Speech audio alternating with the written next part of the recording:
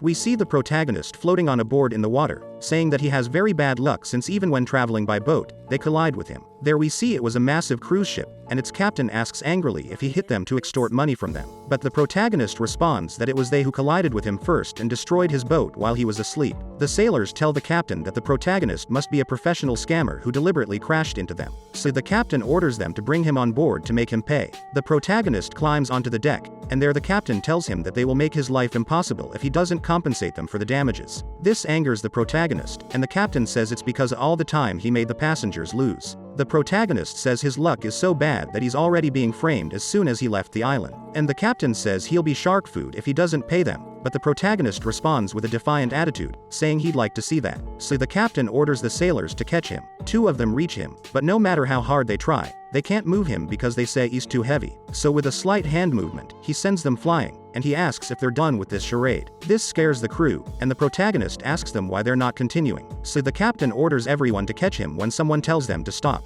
And we see that it's a man, who tells the captain that his methods are too harsh for a young man. The captain calls him Director Liu, and immediately becomes respectful, saying he was just playing with the protagonist. So the director tells him to join them since his boat got destroyed. The protagonist thanks him, but as he leaves, he notices that the director exudes a demonic aura. The captain asks the protagonist for his name and tells him that even if the director accepted him, he can't travel for free on his ship, so he'll work for him. He orders a sailor to take him to the kitchen. The protagonist asks the sailor who Director Liu is, and the sailor tells him he's the CEO of Liu Company, who is rich and powerful. But the protagonist wants to know if anything strange happened to him recently, to which the sailor responds that there's nothing. Then we see the director in his son's room, named Xiao Tong, who screams in pain and asks him for help while seemingly burning in dark flames. The director begs Dr. Chen to do something, but he says that nothing they've tried has worked. But then Xiao Tong's pain intensifies, and the director says there must be a way to cure him. Exhausted, the director asks Dr. Chen to take care of his son for a moment as he will go to the cafeteria to see if he can eat something. When Liu leaves, the doctor feels sorry for him because he has everything in the world, but still, he can't cure his son.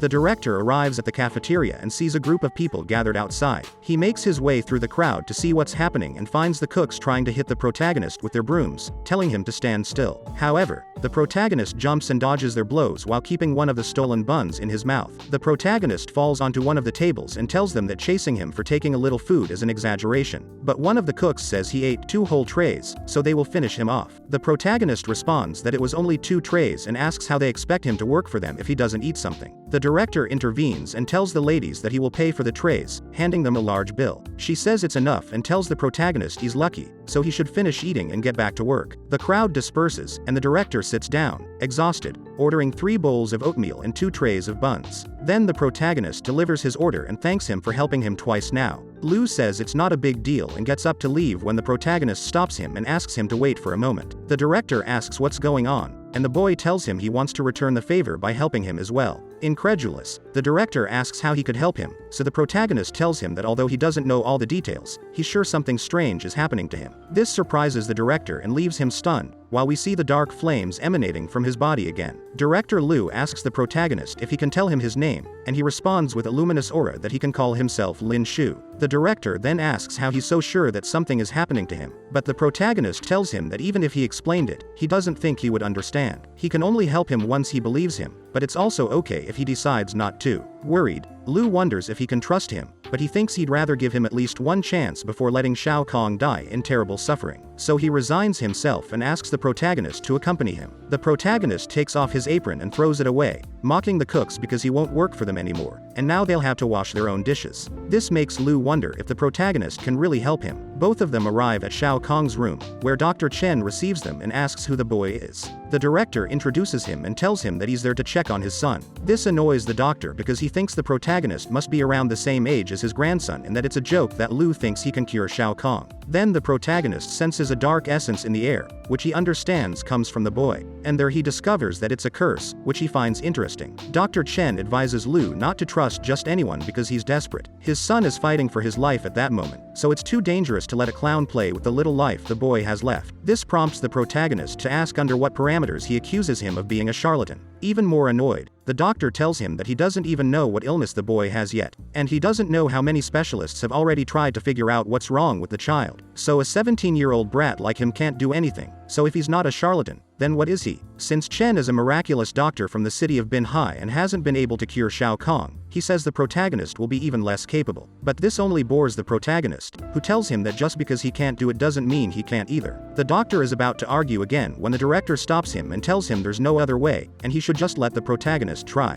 The doctor says it's outrageous. Then the protagonist stands in front of Xiao Kong, who is surrounded by the dark aura, and tells him he's a lucky boy. He rolls up his sleeves, lifts him by the collar in front of both men expectantly, and then slaps the child. This leaves his two spectators confused. The protagonist then starts slapping him harder and faster, causing the director to call him a psychopath and angrily tell him to stop. But then the protagonist lets the boy fall back on the bed and tells Lu not to get nervous, as he will explain in a moment. But the director reaches him and grabs him by the collar, saying he will report him to the police. Dr. Chen tells Lu he warned him when suddenly he alerts them that something is happening to the boy. And when they turn to look, they see that he has just spat out a purple liquid, and now he's fine. So the protagonist asks them if they believe him now and affirms that he's not a fraud. Embarrassed, the director lets go of him and apologizes for getting carried away and misjudging him. To which the protagonist says it's okay because it's something that always happens. The doctor also apologizes for doubting the protagonist but explains that no one had been able to cure the boy before. He asks how the protagonist managed to do it just by slapping him. Then the protagonist says it was thanks to an inherited technique called the life-saving palm, which allows him to cure any disease. But he thinks he can't explain the details because they wouldn't understand. The doctor asks if Xiao Kong is completely cured now, but the protagonist says no. He only treated the symptoms, not the root of the problem. Concerned, the director asks what he needs to treat him completely and says he'll pay whatever it takes. But the protagonist says he can't do it while they're on the boat, and it would be better to discuss it when they arrive in the city of Binhai. The director agrees, and suggests they sit outside to talk. Then Lu takes him to his personal room, which impresses the protagonist with its luxury.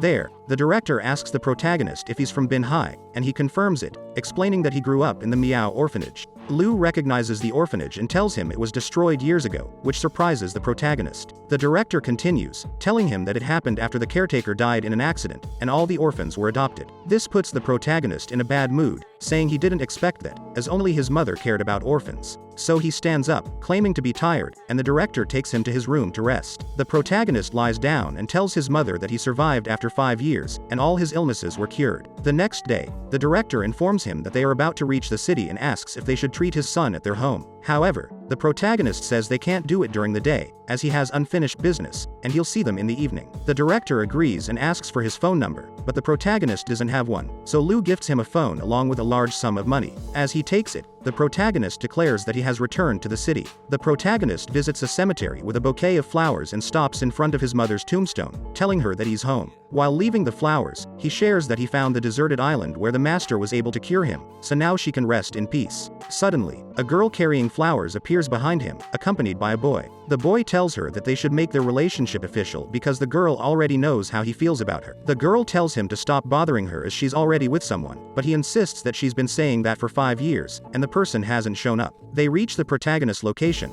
and the girl suddenly throws the flowers aside to run towards him and hug him, asking if he's really him. She introduces herself as Xiao Tong, and the protagonist recognizes her, noting how much she has grown. The boy questions the protagonist, saying he doesn't believe he's really her boyfriend and that he always thought she was pure and innocent, finding it hard to believe she chose someone like him. The protagonist asks Xiao Tong who this dog is and why he barks so much. She explains that the boy, Chen Zhengfei, has been chasing her to be his girlfriend. Arrogantly, Chen Zhengfei questions the protagonist's audacity to speak to him that way and if he knows who his father is, suggesting he could hire someone to deal with him. Xiao Tong explains who Chen Zhengfei is, warning that he's not someone to mess with. However, the protagonist remains unfazed and approaches Zhengfei, who threatens him again. In a swift move, the protagonist leaves a slap mark on Zhengfei's face and starts bending his fingers with just one hand, causing Zhengfei to scream in pain. The protagonist warns Zhengfei to stay away from Xiao Tong from now on, or he'll finish him off. Zhengfei says he understands and pleads to be released, which the protagonist is, telling him to leave. Xiao Tong worries that they are in trouble since her family is very rich and influential in the city, so they won't be able to stay if Zhengfei seeks revenge. However, the protagonist reassures her, saying that he won't be able to lay a finger on them. Xiao Tong then asks where he's been all these years, and the protagonist tells her about the celestial island her mother mentioned, the Jushi Island with the immortal elder. He explains that he trained there for 5 years, cured his illnesses, and has now returned. But Xiao Tong asks him not to try to deceive her, as she's no longer so naive. The protagonist tells her it's not like that, and on the island, there's a kind celestial doctor who helped and cured him. She says he must truly be a kind person, so she asks where he is so she can thank him. But the protagonist solemnly tells her that he's dead, though he's laughing on the inside. This saddens Xiao Tong, who says it's true that good people live short lives. But the protagonist thinks he couldn't introduce her to a man who doesn't even exist. Then the girl kneels in front of her mother's tombstone,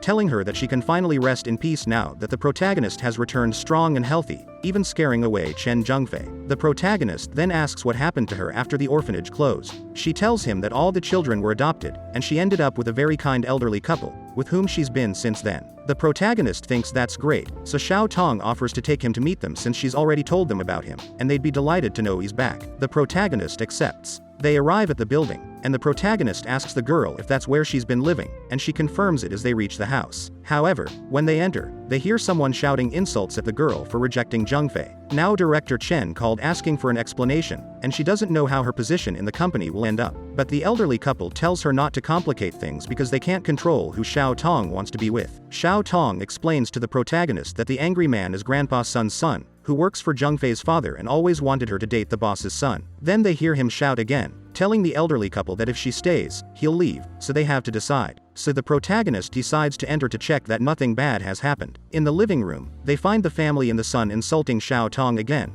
asking her how she dares to come back with the guy who hit Zhengfei. The protagonist looks at him disdainfully, and the man asks him what he's looking at and if he wants to die. But Grandpa's son yells at him, saying it's enough as everything seems like a joke, and he asks how much longer he plans to keep arguing. The son calls him an old simpleton and asks if he's happy with getting fired, to which his father replies that if he wants a promotion at work, he must earn it based on his merits and stop using dirty tricks like that. This angers the son, who storms out of the door, telling them to do whatever they want and that they can find their own food when he gets fired. He slams the door in anger. Grandpa's son wants to continue the fight, but his wife stops him and asks him to please calm down. Xiao Tong runs towards them and asks Grandpa if he's okay, to which he resignedly responds that he is, it's just that his son always makes him like that. Then the grandmother asks the girl if the protagonist is her boyfriend, surprising and blushing them both. Embarrassed, Xiao Tong clarifies immediately that it's not like that, he's just her brother with whom she grew up in the orphanage. But the grandmother takes this as a good sign, as he seems like a good boy, and she says that's not bad at all.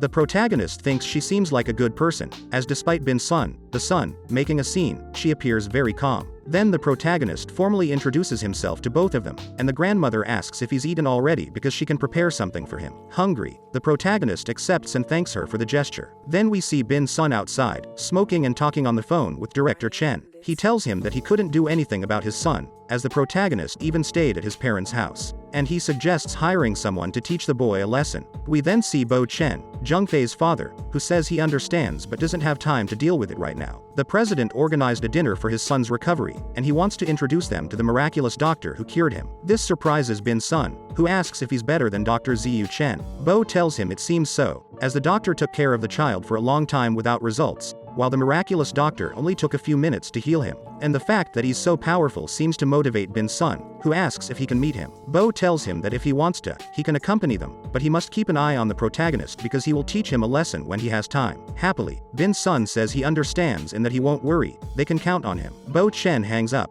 and we see Zhengfei in the same room, telling his father that the protagonist is just a peasant, so they can teach him a lesson before meeting the miraculous doctor. But Bo replies that the boy doesn't understand anything. The miraculous doctor has a good relationship with his boss, so they can't create any trouble. He scolds his son for wanting to waste such a unique opportunity, saying it's non-negotiable that he stops this senseless revenge. Back with the protagonist, he eats happily with Xiao Tong's adoptive family. She tells him to try Grandma's chicken wings because they are the best, and she says he should eat more if he likes them. Then the protagonist realizes his cell phone is vibrating and gets up from the table, saying he needs to answer it. He goes out to the balcony and answers, seeing it's director Lu, who asks if he's busy. The protagonist replies that he's not, as he's just eating with an old friend, and he asks if he's needed for Xiao Kong's treatment. The director responds affirmatively and apologizes for causing him trouble again. He says the company's largest investor wants to meet him, and they'll have dinner together that night, asking if he'll be available. The protagonist says yes but mentions he'll bring someone with him because it's a dinner. Lu tells him it's okay since the protagonist's friends are also his friends. The director then asks where he is now so he can send someone to pick him up since he can't leave work at the moment. The protagonist says not to worry,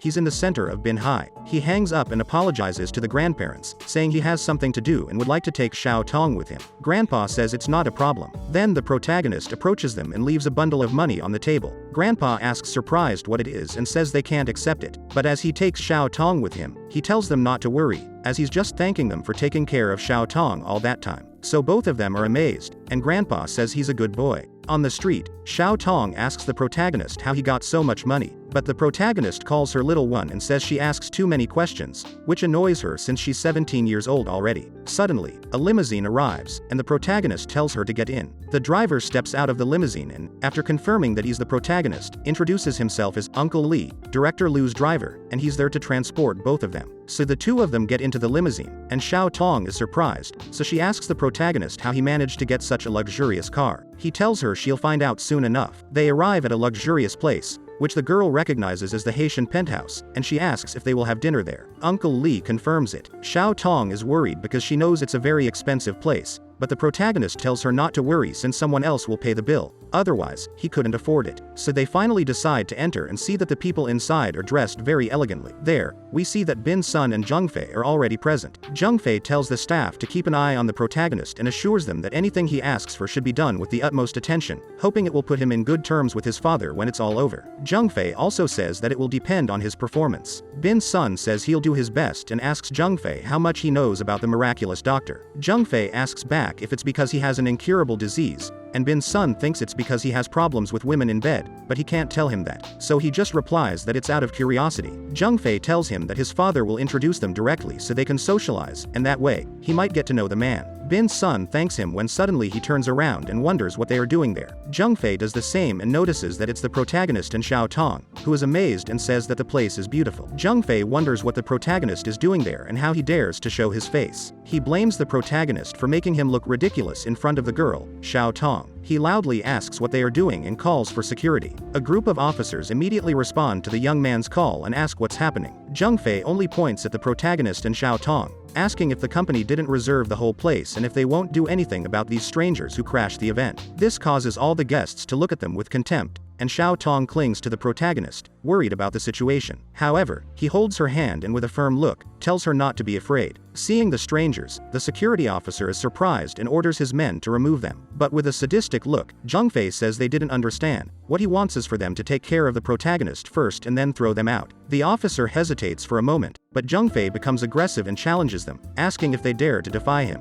Reluctantly, the guards prepare to follow his orders. Xiao Tong suggests to the protagonist that if there's no other way, they should just leave, and she doesn't mind skipping dinner there. However, the protagonist assures her that they won't move and that she can trust him, nothing will happen. Zheng Fei laughs and says they will see what he says after what they are going to do to them. As the chief security guard approaches the two, he is about to hit the protagonist, apologizing because it's not his day. Suddenly, Uncle Lee steps in between them, agitated, and asks what they are doing. Zheng Fei then assumes that the protagonist is Uncle Lee's nephew and wonders how the family of a mere driver can be so insolent. He orders the guards once again to attack them, stating that he will take responsibility for whatever happens. The guards hesitate for a moment and murmur among themselves, wondering if they should do it and who will strike first. This exasperates Zheng Fei, who asks them why they are just standing there and orders them once again to finish them off. Uncle Lee asks the young man if he wants to die and if he knows who the protagonist is. Zheng Fei thinks he is just a relative of the old man and wonders if he believes that nothing will happen to them just because they are related. He questions why he should care about the protagonist's identity,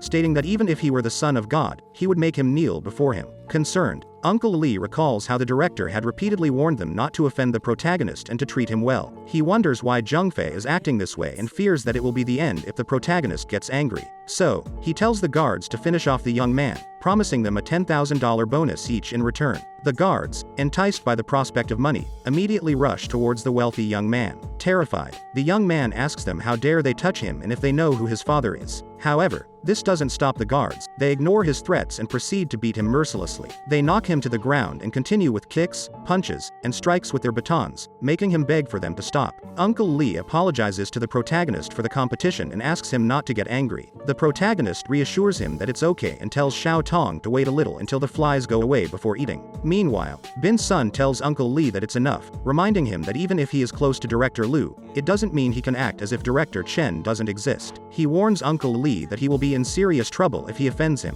However, the driver responds that Bin's son should mind his own business, as it has nothing to do with him. The attendees support Uncle Lee's decision, as they say he is just a driver, and he should dig his own grave for ordering to attack the son of Director Chen. Suddenly, Director Chen appears in the room and orders the guards to stop. The attendees predict that Uncle Lee will now be in serious trouble, while the protagonist observes Director Chen with seriousness. Bo Chen walks threateningly towards his son, and with the worried looks of the guards, he reaches him, kneeling down and asking if he's okay. His son lifts his head, tears streaming down his face, and covered in bruises, telling his father that they beat him up. This infuriates Bo Chen, who firmly assures him not to worry, as he will seek justice for him. The deputy director asks the guards what that means, and if Haitian Penthouse now beats up its customers. Uncle Lee steps forward and says it's not their fault, it was he who gave the order. This angers Bo Chen even more, questioning who Uncle Lee thinks he is, just a driver, and how he dares to lay a finger on his son. Nervously, Uncle Lee pleads to be allowed to explain, but Bo Chen says he has nothing to explain other than the fact that he beat his son for 10,000. He opens his briefcase, filled with money,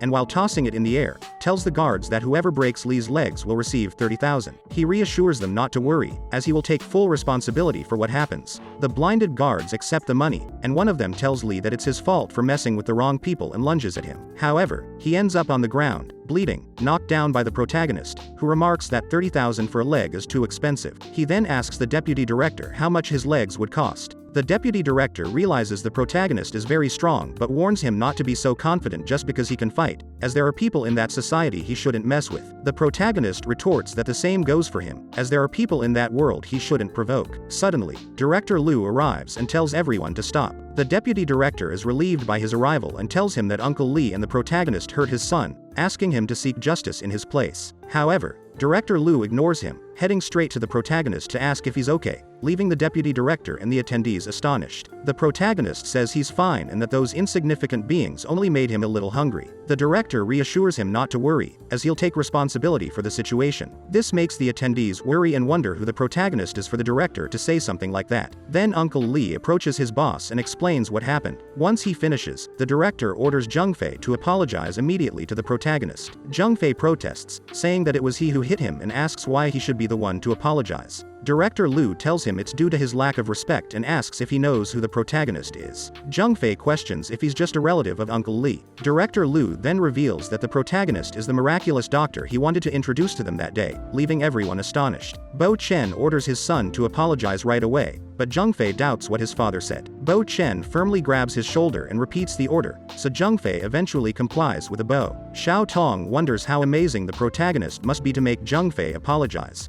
Director Liu asks the protagonist if he's satisfied, and he says he'll accept the apology. He then tells Xiao Tong they should get something to eat, and she agrees. As they leave, Zheng Fei swears revenge for the embarrassment caused by the arrogant protagonist, who only knows a few tricks, in his opinion. The protagonist and Xiao Tong arrive at the food area, finding a bunch of desserts, and start eating them. Director Liu calls the protagonist, and he tells him they've eaten enough, so it's time to see how Xiao Kong is doing. Liu asks them to accompany him. The three of them reach the suite where Xiao Kong is, and the director informs them he's inside. The protagonist suggests Xiao Tong wait there as he needs to resolve some matters first. The protagonist and the director enter the room, where Xiao Kong welcomes the protagonist with a smile. The protagonist asks how he's doing, and the boy says he's feeling better now. The director then asks the protagonist what exactly caused his son's illness, but he replies it's not an illness, it's a curse, and asks if he offended anyone recently. The revelation of a curse surprises the director. The protagonist emphasizes that his son was cursed, and if they want to cure him completely, they need to identify the predator responsible for it. The director seems to recall something and says it's not possible. While the protagonist drinks water, Liu recounts a misunderstanding with someone a few months ago regarding business interests between his company, Jiwi, and Fuchang. He rejected the director of Fuchang's request for a piece of land, and the man threatened him secretly, warning he'd regret it. Liu believes the Fuchang director is incompetent but very lucky, and his business became prosperous and valued at 10 million within years. The protagonist deduces that the Fuchang director is being aided by an evil sorcerer, surprising Liu. The protagonist explains that he wouldn't understand even if he explained it, but in short, the director is using an evil sorcerer to manipulate people for his benefit. He informs Liu that if they hadn't met, the Fuchang director would have approached him when Xiao Tong was near death, asking for the piece of land he previously refused in exchange for saving his son. Lu agrees that it would have happened that way, so he asks what they should do. The protagonist advises Lu to act casual because, if he's not mistaken, the evil force will come for his son again, and then he'll be there to teach the person a lesson. The scene shifts to a high-class residence in the city, where a woman is between the legs of a mysterious man. The man turns out to be Zhang, the director of Fuchang. He watches the woman with lust and takes her by the arm, telling her to stand up. He makes the girl sit on his lap and slides his hand up her leg under her dress, causing her to moan. At that moment, someone knocks on the door, and Zhang, annoyed, asks who it is. The person outside seems to be an old man who simply says it's him, but that's enough for Zhang to recognize him and tell the woman to leave. She leaves, and as Zhang adjusts his shirt, he invites the man inside. When the man enters, it becomes clear that he is Lao Guido, the evil sorcerer the protagonist mentioned. Lao tells Zhang that Lu's son has been cured. This upsets Zhang, who hits his chair and reproaches Lao for assuring him the plan was foolproof. Lao suggests that someone else might have broken the curse and asks if they can forget about the piece of land that the businessman wants to acquire. Zhang refuses, saying he won't accept that, and the sorcerer can't back down either, as his uncle is the one helping him. Zhang insists Lao must try harder to achieve their goals. Lao asks what he means, and Zhang tells him he'll get that piece of land at any cost, so Lao must curse the boy again. He promises that if everything goes well, he'll be on good terms with his uncle. This motivates and annoys the sorcerer at the same time, threatening to kill Zhang if he doesn't keep his word. As Lao leaves, Zhang laughs at him, believing he can't be harmed, and says he'd like to see who kills whom. Meanwhile, the protagonist is resting in a chair, eating a cookie peacefully. Director Lu tells him it's already very late and asks if the sorcerer will really come as he said. Suddenly, with a sadistic expression, the protagonist informs Lu that he's already there. This surprises and terrifies Lu. The doorframe begins to glow with a dark aura, and a huge ghostly skull passes through it, attempting to attack the sleeping Xiao Tong. The protagonist envelops his left hand in flames and disintegrates the skull with a single strike, telling it to shatter before it touches the boy. Outside, Lao spits out blood in surprise and sees the door glowing with a golden aura that terrifies him. He wonders how it's possible that a sorcerer from the higher realm is there. Overcome with fear, he runs away just as the protagonist opens the door and warns him not to be so sure he'll escape. The protagonist then infuses his body with golden energy and runs after Lao, who realizes he's being chased. He notices the protagonist is only 17 and belongs to the higher realm, likely a disciple of that clan, and wonders what he's doing there. But the protagonist catches up to him and orders him to stop right there. Lao tries to deceive him, casually turning around and asking if there's something he needs. The protagonist hesitates for a moment as the sorcerer nervously trembles, wondering if this is the evil sorcerer he's looking for. He places a hand on Lao's shoulder and tells him that he knows perfectly well what he's after. Unable to bear it any longer, Lao begs for forgiveness, claiming he's just a humble servant following orders. If he had known he was attacking that family, he wouldn't have dared to harm them in a million lifetimes. The protagonist asks if he works for the director of the Fuchang company, and Lao confirms it without resistance. The protagonist points out that sorcerers like him are seen as semi-gods by businessmen, so he wonders how it's possible that Lao follows Zhang's orders. But the sorcerer warns him that there are things the protagonist doesn't know and explains that the only reason he did what he did was that director Zhang is backed by someone he shouldn't mess with. The protagonist asks who he's talking about, but Lao stammers when trying to say it. He begs the protagonist not to force him to say it, as he'll die if he mentions that name. Terrified, he kneels in front of the protagonist, addressing him as Your Majesty, and begs for forgiveness just this once, promising he'll never attempt such an attack again. The protagonist says he can grant that, but with the condition that Lao breaks his own arm and power center.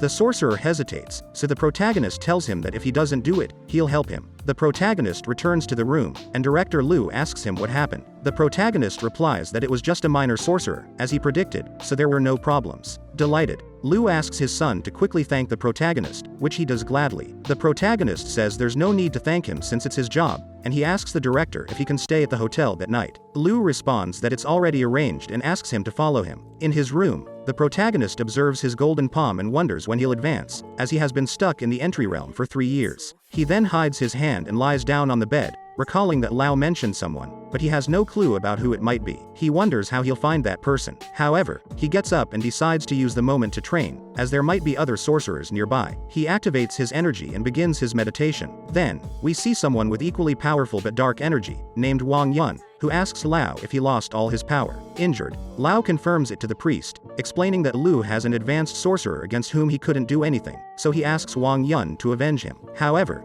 this only angers Wang Yun, and using his dark energy to manipulate his sword, he pierces Lao, saying that since he lost all his power, there's no reason to keep him alive. This horrifies the new girl who is with Zhang, who asks him why he's doing it and tells him not to be afraid, as she won't have any problems if she treats the priest well. Nervously, she gets up and sits on Wang's lap. Wang tells Zhang not to worry, as he'll help him deal with the protagonist, and starts caressing the girl. Zhang thanks him and promises that when they finish that matter, he'll give him as many women as he wants. As Wang continues to caress the girl, satisfied, he replies that he knows Zhang well. We return to the Haitian penthouse, where the protagonist is happily asleep, when suddenly someone opens the door and cautiously sneaks into his room. There we see that it's Xiao Tong, who surprises him to wake him up and pulls the sheets away. But then she blushes and becomes stunned as she sees that the protagonist is naked. While he yawns and asks what time it is, she covers him again, exclaiming why he sleeps naked, and then quickly leaves the room. The protagonist wonders how she got in there. Some time later, he comes out dressed from his room and finds the blushing and annoyed girl waiting for him in the living room. The protagonist teases her and asks why she has a face as red as a monkey's butt. She retorts and asks why that amuses him so much when it's normal since he was naked. The protagonist calls her silly and tells her she'll never find a partner that way, but she replies that if she can't get married, she'll just stay by the protagonist's side for the rest of her life. He tells her not to say that and asks why she's there so early. She reminds him that last night he said they would spend the whole day together, so they should make the most of it. The protagonist, still confused, asks where they will go, but she just takes his hand and asks him to follow her. Then we see a huge Ferris wheel, and we're told that they went to the amusement park. The protagonist asks the girl if she wanted to go there, and Xiao Tong replies yes, because she remembers that when he was little, the protagonist dreamed of visiting an amusement park. The protagonist admits that it used to be like that, although it doesn't motivate him as much now. However, the girl doesn't hear him and just pulls him along to accompany her. She buys cotton candy and asks the protagonist if he wants to try some, but he tells her it's better for her to keep it. Suddenly, Xiao Tong seems to see someone and says it's Zhang Yin, wondering what she's doing there. We see that Zhang Yin is a girl accompanied by a tattooed man. Xiao Tong excitedly calls out to Zhang Yin, who turns around and asks the girl what she's doing there too. We see that the tattooed man leers at Xiao Tong's legs. Xiao Tong tells her friend that she's just having fun and asks why she didn't mention she would be there too. When she notices the tattooed man, she asks Zhang Yin who the old man is. The protagonist approaches and tells the girl to watch her words more carefully. As we see that the man feels insulted, Zhang Yin introduces him as her boyfriend, Li Jia, which surprises Xiao Tong. Zhang Yin tells her friend that they are busy at the moment but would love to go out together next time. Then Li Jia asks if Xiao Tong is her friend and why she never mentioned her before. Zhang Yin replies that she didn't think it was important and insists they should leave. However, the man tells her to relax since they are just getting to know each other and will soon become very close. He asks Xiao Tong her name and extends his hand to touch the girl's face. Suddenly, the protagonist slaps his hand away and asks him to please be more respectful. This angers Li Jia, who asks the protagonist if he wants to stand in his way. While trying to touch Xiao Tong again, he asks what the protagonist will do if he doesn't show respect. The protagonist sighs and with a punch sends the thug flying. Trembling, Zhang Yin asks the boy if he knows what he just did, to which the protagonist replies that he just taught him a lesson. Zhang Yin approaches Li Jia, asking if he's okay, trying to distract him while whispering to the others to leave quickly. However, the thug only gets angrier and calls his brother on the phone, telling him to bring all his people to the amusement park. Li Jia stands up, furious, and tells the protagonist that if he wants to fight, he'll see if he can handle all of them. Zhang Yin tries to convince her boyfriend to leave and asks him why he doesn't just let it go, and to do it for her sake. But then he hits her and angrily asks how much she thinks she's worth to ask him to do it for her, saying she's worth nothing. Zhang Yin cries in pain, but the thug doesn't stop there. He tears her blouse, revealing her underwear, and tells her not to think that sleeping with him once will make him agree, as there are many other women who would want to be with him. This angers Xiao Tong, who runs towards them while calling him accursed insolent. The protagonist steps in and punches Li Jia so hard that he spits blood, a tooth, and sends him flying through the air. He then asks Li Jia if he likes slapping people, as he likes it too. The thug's gang arrives, asking him if he's okay and what happened to his face, as they help him up. Then the protagonist tells Xiao Tong to take care of her friend and not get hurt. The girl covers Zhang Yin, and as they walk away, she asks the protagonist to also be careful. The thugs surround the protagonist, and Li Jia tells him he's brave, but if he likes hitting people so much, he challenges him to do it again. But the protagonist only responds with a smile, and suddenly moves so fast he seems like a ghost. Before they can see him, he hits Li Jia again, knocking him down to the ground. His friend asks the protagonist if he knows what he just did and if he wants to die. But just like with their leader, the protagonist easily sends the thugs flying with little difficulty. He tells the rest that if they enjoy hitting people, then they should step forward and show him. As he lunges to strike them, he says that no one will escape. Suddenly, a monk steps in between them and stops him, asking for mercy for the thugs and to let them go. The protagonist recognizes him as a 6th grade monk, and the monk introduces himself as Yi Jing. The protagonist says he doesn't even know him and doesn't owe him anything, so he asks why he should stop just because Yi Jing asked him to. Yi Jing responds that it's hard to explain, but he believes everyone deserves forgiveness, and those men have already been punished. The protagonist argues that the thugs hurt both men and women, so he needs to teach them a lesson. So, the monk asks if that means he won't back down. The protagonist apologizes for being so stubborn, but it's none of the old man's business, and a 6th grade monk is still no match for him. The monk says so be it and tries to strike the protagonist, apologizing that he has to teach him a lesson. However, the protagonist stops his strike with just one hand, despite the old man using all his strength, which surprises him. The protagonist emphasizes that the monk's level means nothing to him and pushes him away. The monk tells the thugs to run, and they flee. The protagonist also tells Xiao Tong to leave, and she agrees, saying they need to take Zhang Yin home first. As the two leave, Wang Yun appears behind the monk, saying that the protagonist must be at least a 6th grade. Yi Jing tells him that he was easily defeated, so he doesn't think it's a good idea to mess with him, and asks the priest if he has something in mind. But the priest only says that even if the protagonist were a 5th grade, it wouldn't be a problem, so for now, he thanks the old man for serving as a test. Happily, Xiao Tong cheers for the protagonist and tells him he's amazing, as none of the thugs could defeat him. He says it's all to protect her, but then Zhang Yin collapses to the floor in tears. Xiao Tong asks her what's wrong and if she's sad because they messed with her boyfriend. But Zhang Yin says no, she doesn't care if he dies. Instead, she wonders what will happen to her parents now. They have advanced cancer, and if they don't receive chemotherapy, they won't live much longer, so she needs the money to save them. The protagonist understands that the girl was dating the thug because she needed his money, and he thinks it's very unfortunate. Xiao Tong tells him not to worry because she has some money she can give her, and they will figure out what to do if they need more. But Zhang Yin tells her she doesn't understand because she has lived a luxurious life all her life, and she says it's not enough, as Li Jia was the only person who could afford those expenses. Then the protagonist asks if she'll let him see her parents because maybe he can find a way to cure them. Desperate, she gets up and tells him it's not a common cold, it's cancer, and she asks what he could do to cure them. Calmly, the protagonist sighs and says he might be able to help her since she's Xiao Tong's friend, but only if she trusts him. If not, it's okay too. Xiao Tong explains to her friend that the protagonist is amazing because he's a disciple of a miraculous doctor, so he will probably be able to cure her parents. So Zhang Yin agrees and says she'll do whatever it takes if he can do it. Then we are taken to the city hospital with the attending doctor, named Tang Wei, who asks the nurse if Zhang Yin's parents have paid their fees. She says no, although the girl promised to pay soon. However, the doctor says that if she had the money, she would have already paid for them. And since it will be night soon, he asks her to call the guards and remove the patients from the hospital because he doesn't believe they can pay 3 months worth of delay. He has to do it before Dr. Chen comes for an inspection. And that's how the first part of this manhwa ends. If you have reached this part of the video, let me tell you that you have been one of the few people to make it here. So comment the word doctor in the comments. Remember to subscribe to not miss any videos. With that said, see you in the next video.